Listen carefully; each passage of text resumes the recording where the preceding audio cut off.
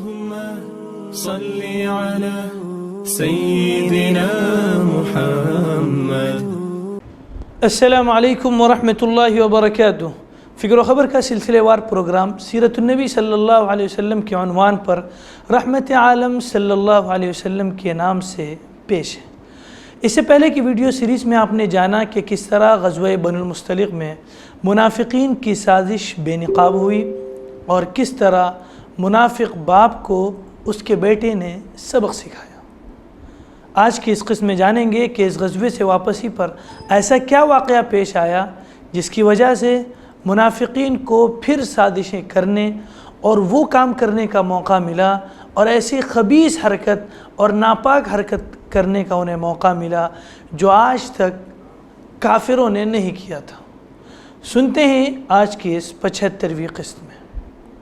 ناظرین، رسول اللہ صلی اللہ علیہ وسلم کی عادت تھی کہ سفر میں جاتے ہوئے ازواج مطہرات یعنی اپنی بیویوں کے درمیان قرآن اندازی فرماتے، جس کا قرآن نکل آتا یعنی قرے میں جس کا نام نکل آتا اسے اپنے ہمراہ اپنے ساتھ لے جاتے۔ اس غزوے میں قرہ میں حضرت عائشہ رضی اللہ عنہا کا نام نکلا اور آپ صلی اللہ علیہ وسلم انہیں ساتھ لے گئے۔ غزوے سے واپسی پر ایک جگہ پر پڑاؤ ڈالا۔ حضرت عائشہ رضی اللہ عنہا اپنی حاجت کے لیے گئیں اور اپنی بہن کا ہار جسے عاریتاً یعنی استعمال کے لیے لے گئی تھی کھو بیٹھی۔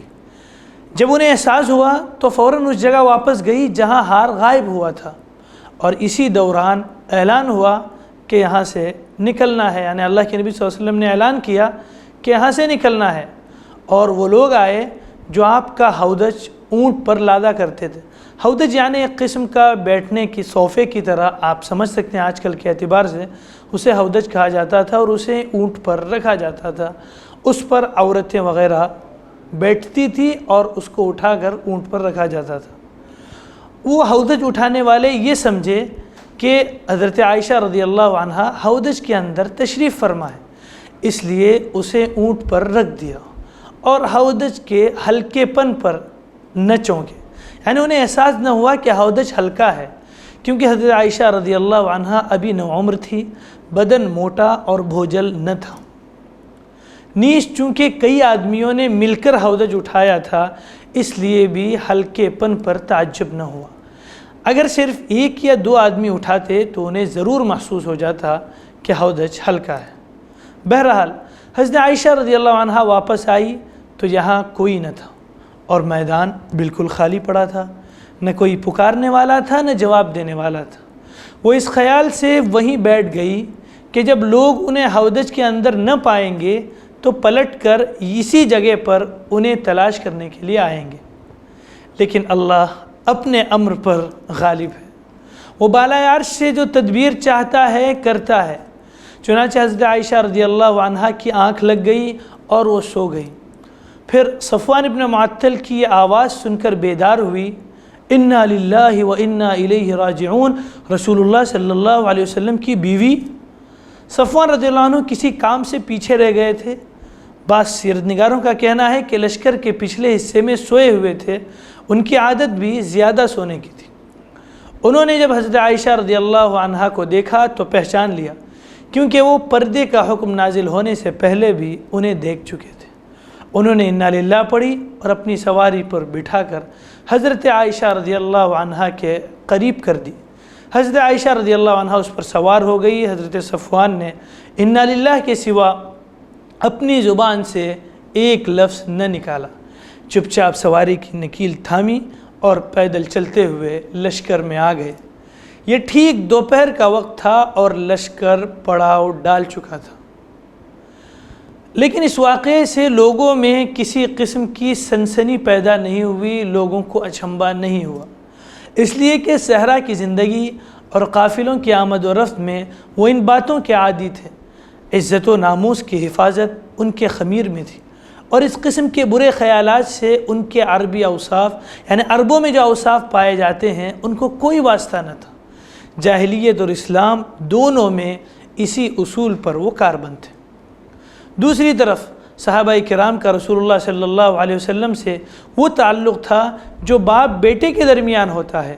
آپ صلی اللہ علیہ وسلم کی ازواج مطہرات یعنی آپ صلی اللہ علیہ وسلم کی بیویاں امہات المؤمنین مؤمنین کی مائیں کا ان کے درجہ رکھتی تھی. آپ صلی اللہ علیہ وسلم ان کی نظر میں حقیقی باپ اور ساری دنیا سے زیادہ محبوب تھے. صفوان بن معطل بھی دینداری، صلاح و تقوی اور حیا و عفت میں نیک نام تھے. یہ بھی ذکر ملتا ہے کہ ان کو عورتوں سے کوئی دلچسپی بھی نہ تھی. غرض کہ کوئی ایسا مسئلہ نہ تھا جس کی طرف لوگ متوجہ ہوتے، لیکن اللہ کے خبیث دشمن اور منافقوں کا سردار عبداللہ بن ابی کو بھڑاس نکالنے کا ایک اور موقع مل گیا. چنانچہ اس کے پہلو میں نفاق اور حسد کی جو چنگاری سلگ رہی تھی، اس نے اس کی چھپی ہوئی بے چینی کو ظاہر کیا. یعنی بدکاری کی تہمت لگا کر واقعات کے تانے بانے بننا، تہمت کے خاکے میں رنگ بھرنا اور اسے پھیلانا، بڑھانا اور ادھیڑنا اور بننا شروع کر دیا. عبداللہ کو ایک ایسا حربہ مل گیا جس سے مسلمان آسانی کے ساتھ فتنے میں پڑ سکتے تھے. اس منافق نے نبوت کے مقام اور اللہ کے نبی صلی اللہ علیہ وسلم کے گھرانے کی تعظیم اور محبت کا رشتہ کمزور جس سے کیا جا سکتا تھا اس کی انتھک کوشش کی. مسلمانوں کا باہمی اعتماد اور ایک دوسرے پر بھروسے کو کمزور کرنا بھی وہ چاہتا تھا. اس بات کو لے کر یعنی اس ایجنڈے کے تحت اور اس بات کو سامنے رکھ کر اب عبداللہ بن ابی کے ساتھی بھی اسی بات کو بنیاد بنا کر اس کا تقرب حاصل کرنے لگے.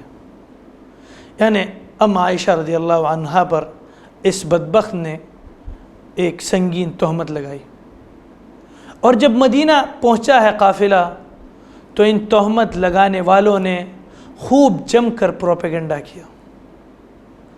ام عائشہ رضی اللہ عنہا کو پر غلط تہمتیں لگائیں. ادھر رسول اللہ صلی اللہ علیہ وسلم خاموش تھے، کچھ بول نہیں رہے تھے. لیکن جب لمبے عرصے تک وحی نہ آئی تو آپ نے حضرت عائشہ رضی اللہ عنہا سے علیحدگی کے متعلق یعنی ان سے الگ ہونے کے متعلق اپنے خاص صحابہ سے مشورہ کیا. حضرت علی رضی اللہ عنہ نے صراحت کیے بغیر اشاروں میں مشورہ دیا کہ آپ ان سے علیحدگی اختیار کر کے کسی اور سے شادی کر لیں. لیکن حضرت اسامہ وغیرہ نے مشورہ دیا کہ آپ انہیں اپنی زوجیت میں برقرار رکھیں اور دشمنوں کی باتوں پر کان نہ دھریں. اس کے بعد آپ صلی اللہ علیہ وسلم ممبر پر کھڑے ہو کر عبداللہ بن ابی کی ایذا رسانیوں سے نجات دلانے کی طرف توجہ دلائی. اس پر حضرت اسید بن حضیر نے رغبت ظاہر کی کہ اسے قتل کر دیں. لیکن حضرت سعد بن عبادہ پر جو عبداللہ بن ابی کے قبیلے خزرج کے سردار تھے، قبائلی حمیت غالب آ گئی اور دونوں حضرات میں سخت کلامی ہوئی، جس کے نتیجے میں دونوں قبیلے بھڑک اٹھے. رسول اللہ صلی اللہ علیہ وسلم نے بہت مشکل سے انہیں خاموش کیا، پھر خود بھی خاموش ہو گئے. دوسری جانب حضرت عائشہ رضی اللہ عنہا کا حال یہ تھا کہ وہ جب غزوہ بنو المصطلق سے واپس آئی تو بیمار ہو گئی اور 1 مہینے تک مسلسل بیمار رہی. انہیں اس تہمت کے بارے میں کچھ بھی معلوم نہ تھا، البتہ انہیں یہ بات ضرور کھٹکتی رہتی تھی کہ بیماری کی حالت میں رسول اللہ صلی اللہ علیہ وسلم کی طرف سے جو لطف و عنایت ہوا کرتی تھی وہ اب نظر نہیں آ رہی تھی. بیماری ختم ہوئی تو وہ ایک رات ام مصطح کے ہمراہ یعنی ان کے ساتھ قضاء حاجت کے لیے میدان میں گئی. اس وقت قضاء حاجت کے لیے میدان میں جایا جاتا تھا. اتفاق سے ام مصطح اپنی چادر میں پھنس کر پھسل گئی اور اس پر انہوں نے اپنے بیٹے کو بد دعا دی. حضرت عائشہ رضی اللہ عنہا نے اس حرکت پر انہیں ٹوکا تو انہوں نے حضرت عائشہ رضی اللہ عنہ کو یہ بتلانے کے لیے کہ میرا بیٹا بھی پروپیگنڈے کے جرم میں شریک ہے، تہمت کا واقعہ کہہ سنایا. یعنی جو پورے تہمت کا یہ واقعہ تھا اس کو ام مصطح نے کہہ سنایا. حضرت عائشہ رضی اللہ عنہا نے واپس آ کر اس خبر کا ٹھیک پتہ لگانے کی غرض سے رسول اللہ صلی اللہ علیہ وسلم سے اپنے والدین کے پاس جانے کی اجازت چاہی. پھر اجازت پا کر والدین کے پاس تشریف لے گئی اور صورتحال کا یقینی طور پر علم ہو گیا تو بے اختیار رونے لگی اور پھر 2 رات اور 1 دن روتے روتے گزر گیا. اس دوران نہ نیند کا سرما لگایا نہ آنسوں کی جھڑی رکی. وہ محسوس کرتی تھی کہ روتے روتے کلیجہ شق ہو جائے گا. اسی حالت میں رسول اللہ صلی اللہ علیہ وسلم تشریف لائے، کلمہ شہادت پر مشتمل خطبہ پڑھا اور اما بعد کہہ کر فرمایا، اے عائشہ مجھے تمہارے متعلق ایسی اور ایسی بات کا پتہ لگا ہے، اگر تم اس سے بری ہو تو اللہ تعالیٰ عنقریب تمہاری برات ظاہر فرما دے گا، اور اگر خدا نہ خواستہ تم سے کوئی گناہ سرزد ہو گیا ہے تو تم اللہ تعالیٰ سے مغفرت مانگو اور توبہ کرو، کیونکہ بندہ جب اپنے گناہ کا اقرار کر کے اللہ کے حضور توبہ کرتا ہے تو اللہ تعالیٰ اس کی توبہ قبول کر لیتا ہے۔ اس وقت حضرت عائشہ رضی اللہ عنہا کے آنسو ایک دم تھم گئے اور اب انہیں آنسو کا ایک قطرہ بھی محسوس نہ ہو رہا تھا۔ انہوں نے اپنے والدین سے کہا کہ وہ اللہ کے نبی صلی اللہ علیہ وسلم کو جواب دیں، لیکن ان کی سمجھ میں نہ آیا کہ کیا جواب دیں۔ اس کے بعد حضرت عائشہ رضی اللہ عنہا نے خود ہی کہا، واللہ میں جانتی ہوں کہ بات سنتے سنتے آپ لوگوں کے دلوں میں اچھی طرح بیٹھ گئی ہے اور آپ لوگوں نے اسے بالکل سچ سمجھ لیا ہے، اس لیے اب اگر میں کہوں کہ میں بری ہوں اور اللہ خوب جانتا ہے کہ میں بری ہوں تو آپ لوگ میری بات سچ نہ سمجھیں گے، اور اگر میں کسی بات کا اعتراف کر لوں حالانکہ اللہ خوب جانتا ہے کہ میں اس سے بری ہوں تو آپ لوگ صحیح مان لیں گے۔ ایسی صورتحال میں واللہ میرے لیے اور آپ لوگوں کے لیے وہی مثل ہے، وہی مثال ہے جس لیے حضرت یوسف علیہ السلام کے والد نے کہا تھا، فصبر جمیل واللہ المستعان علی ما تصفون، صبر ہی بہتر ہے اور تم لوگ جو کچھ کہتے ہو اس پر اللہ کی مدد مطلوب ہے۔ اس کے بعد حضرت عائشہ رضی اللہ عنہا دوسری جانب پلٹ کر لیٹ گئی اور اسی وقت رسول اللہ صلی اللہ علیہ وسلم پر وحی کا نزول شروع ہو گیا۔ پھر جب آپ صلی اللہ علیہ وسلم سے نزول وحی کی شدت اور تکلیف و کیفیت ختم ہوئی تو آپ مسکرا رہے تھے، اور آپ نے پہلی بات جو فرمائی وہ یہ تھی کہ عائشہ اللہ نے تمہیں بری کر دیا۔ اس پر خوشی سے ان کی ماں بولی، عائشہ حضور کی جانب اٹھو، شکریہ ادا کرو۔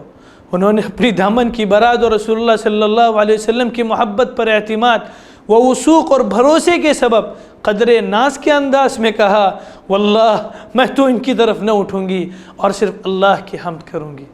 اس موقع پر واقع افک سے متعلق جو آیات اللہ نے نازل فرمائی وہ سورہ نور کی 10 آیات ہیں، جو ان الذین جاءوا بالافک عصبۃ منکم لا تحسبوه شرا لکم بل هو خیر لکم لکل امرئ منهم ما اکتسب من الاثم والذی تولی کبرہ منهم له عذاب عظیم سے شروع ہوتی ہے اور وقالوا افک مبین پر ختم ہوتی ہے۔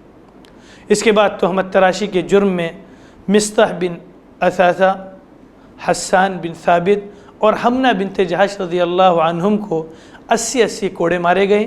البتہ خبیث عبداللہ ابن ابی کی پیٹھ اس سزا سے بچ گئی، حالانکہ تہمت تراشوں میں وہی سر فہرست تھا اور اسی نے اس معاملے میں سب سے اہم رول ادا کیا تھا۔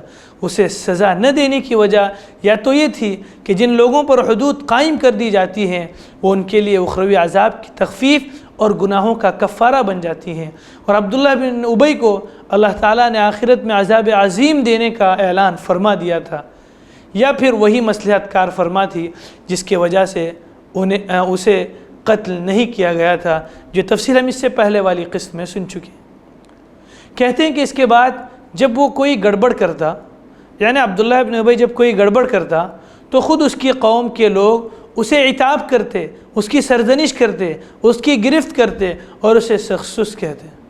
اس کیفیت کو دیکھ کر رسول اللہ صلی اللہ علیہ وسلم نے حضرت عمر رضی اللہ عنہ سے کہا، اے عمر کیا خیال ہے؟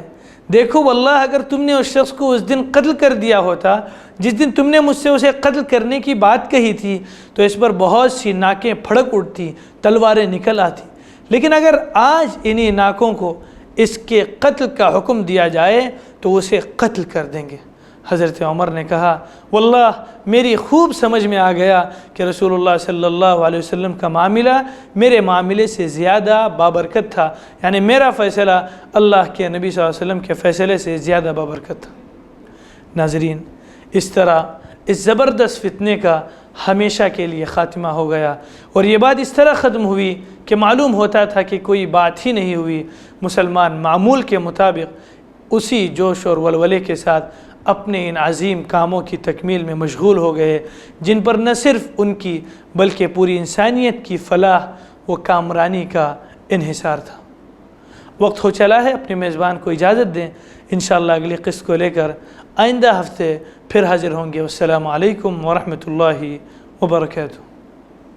اللهم صل على سيدنا محمد وعلى آل سيدنا شفيعنا محمد